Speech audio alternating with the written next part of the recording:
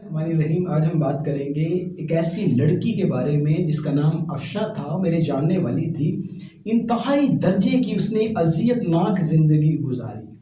अफशा को किस चीज़ की सज़ा मिली और अफशा ने इतनी ज़्यादा अजियत अपनी पूरी ज़िंदगी में क्यों बर्दाश्त की? शादीशुदा होने के बावजूद उसका हर दिन, हर रात, हर पल अजियत में क्यों गुजरा? अफशा जब गांव से शहर की जानिब पढ़ने के लिए गई, यानी कि माँ बाप ने उसको शहर पढ़ने के लिए भेजा, तो जब वो कॉलेज में हॉस्टल में रह रही थी तो उसकी एक ऐसी सहेली दोस्त बन गई जिसने अफशा के दिमाग में नेगेटिविटी पैदा कर दी और उसको आज़ादी की तरफ राग़िब किया, उसको ख्वाब दिखाए बाहर के। और इसी दौरान उसकी दोस्ती एक ऐसे लड़के से करवा दी और अफशा अपने बचपने की वजह से अपनी नादानी कर बैठी और उस लड़के से मिलने के लिए एक फूड पॉइंट सेंटर पर चली गई। वहाँ बैठकर उन्होंने बिरयानी खाई, शवारमा खाया, गोलगप्पे खाए, कुछ भी खाया। वहाँ फूड पॉइंट पर लगे हुए एक कैमरे ने दोनों की वीडियो को कैप्चर कर लिया। अफशा जब हॉस्टल में वापसी आ गई और जब वो हॉस्टल से अपने घर की जानिब गई तो उसने महसूस किया कि उसका मुसलसल पीछा किया जा रहा है और ये पीछा करने वाले मुसलसल 1, 2, 3, 4, 5 लोगों की तादाद बढ़ती चली गई। एक दिन ऐसा हुआ कि अचानक अफशा के व्हाट्सएप पर एक छोटा सा क्लिप आया। जब उसने उसको क्लिप को क्लिक किया तो उसने देखा कि उसकी अपनी ज़ाती वीडियो उस लड़के के साथ जो उसने फूड पॉइंट पर जो चीज़ें खाई थी वो कैप्चर है और उसकी वॉइस तक वहाँ पर सुनाई दी जा रही है। अफशा को बड़ी हैरानगी हुई और उसके रोंगटे खड़े हो गए, उसके पसीने छूट गए और उसको ऐसा महसूस हुआ कि किसी ने उसके दिल को मुट्ठियों में बंद कर कर भींच दिया।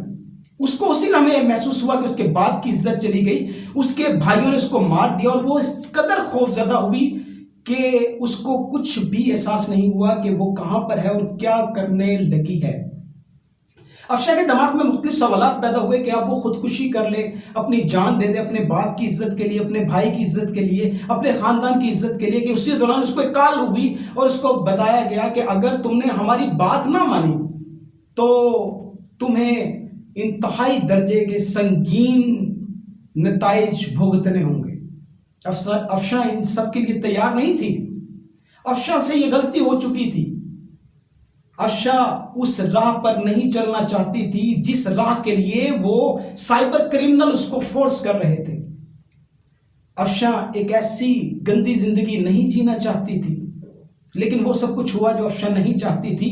अगर यहां पर अफशा इस टाइम में, इस वक्त में अपनी माँ को सच्चाई बयान कर देती, अपने बाप से सच्चाई बयान कर देती, अपनी दादी से, मामू से, चचा से, अपनी दोस्त से, अपनी कज़न से या किसी से अपनी सच्चाई बयान कर लेती और माफ़ी मांग लेती कि मुझसे गलती सरजद हो गई है छोटी सी, और ये लोग मुझसे वो क्राइम करवाना चाहते हैं, वो जराइम करवाना चाहते हैं जो मैं नहीं करना चाहती, तो हो सकता था कि अफशा की ज़िंदगी बच जाती। मैं आप लोगों से यहाँ से मुखातिब हूँ कि इस टाइम पूरी दुनिया के अंदर साइबर अटैक्स किए जा रहे हैं, आपको कैप्चर किया जा रहा है। अगर आप किसी नामुहर्रम के साथ किसी पार्क में, किसी पब्लिक प्लेस पर, किसी फूड पॉइंट पर जा रही हैं तो आपको कैप्चर किया जा सकता है, आपको ब्लैकमेल किया जा सकता है, सेम टू अफशा की तरह। क्या आप अफशा की तरह जिंदगी, तल्ख जिंदगी गुजारना चाहती हैं? तो कभी भी ऐसी राह पर मत जाएं जो राह अंधेरी की तरफ जाती है। जिंदगी बहुत खूबसूरत है। अगर आपसे कोई गलती हो गई है, कोई मिस्टेक हो गई है, अपनी माँ से, अपने बाप से, भाई से, चचा से, ताई से, किसी के साथ शेयर करें। ये जो साइबर क्रिमिनल्स, ब्लैकमेलर होते हैं, इनकी बात कभी भी नहीं माने। मैंने उन साइबर क्रिमिनल्स को देखा है जब ये किसी रियासती इदारे के हाथों चढ़ते हैं तो इनकी शलवारें गीली हो जाती हैं, इतने बुज़दिल होते हैं। खुद को महफूज रखें।